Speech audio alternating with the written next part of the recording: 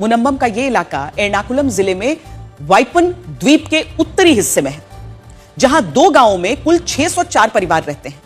इनमें करीब 400 परिवार ईसाई धर्म के हैं और बाकी परिवार हिंदू धर्म के। ये सभी मछुआरों के परिवार हैं जो कई पीढ़ियों से जमीन पर रह रहे हैं, और ऐसा नहीं है कि इस जमीन पर इन्होंने अवैध कब्जा किया है।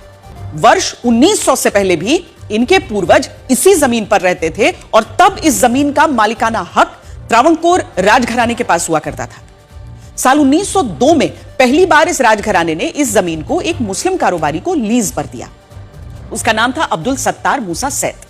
अब यहां ध्यान देने वाली बात यह है कि यह जमीन लीज पर दी गई थी, जिसे 1948 में अब्दुल सत्तार की मौत के बाद उनके दामाद मोहम्मद सिद्दीकी सैद ने अपने नाम पर रजिस्टर करा लिया। यही नहीं, बाद में उन्होंने यह जमीन कोझिकोड के फारूक कॉलेज को सौंप दी। इसके लिए दावा किया जाता है कि एक वक्फ डीड कराई गई। वक्फ डीड एक ऐसा कानूनी दस्तावेज होता है जिसके जरिए किसी संपत्ति को इस्लामी कानून के तहत हमेशा के लिए धार्मिक या सामाजिक कल्याण के कामों के लिए समर्पित करा दिया जाता है, और दावा है कि इस मामले में भी यही हुआ। तब हुआ जब इस जमीन पर रहने वाले लोगों से कोई बात ही नहीं की गई। अब जब कॉलेज प्रबंधन और इस जमीन पर रहने वाले लोगों के बीच विवाद बढ़ने लगा, तो दोनों पक्षों ने अदालत के बाहर समझौता किया। इस समझौते के तहत कोझिकोड के फारूक कॉलेज ने यह जमीन उस वक्त के बाजार भाव पर इन परिवारों को बेच दी। यानी इन परिवारों ने यह जमीन अपनी जमा पूंजी देकर कॉलेज प्रबंधन से खरीदी, और इसके लिए कॉलेज प्रबंधन ने अपने दस्तावेजों में बताया था कि यह जमीन उसे गिफ्ट डीड में मिली है। अब यहां से यह कहानी पूरी तरह साफ थी।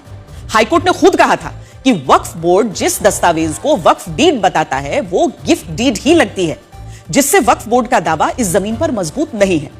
लेकिन हमारे देश में ऐसे मामले इतनी जल्दी कहां सुलझते हैं। उनके लिए तो वोट बैंक का एक अच्छा खासा मंच सजाकर तुष्टीकरण की राजनीति की जाती है, और यहां भी यही हुआ।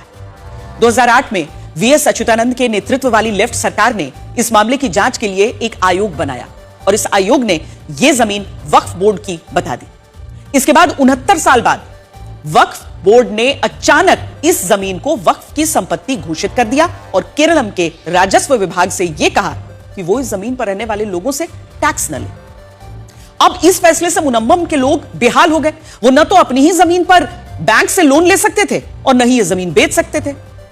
उनसे उनका मालिकाना हक रातों रात छीन लिया गया।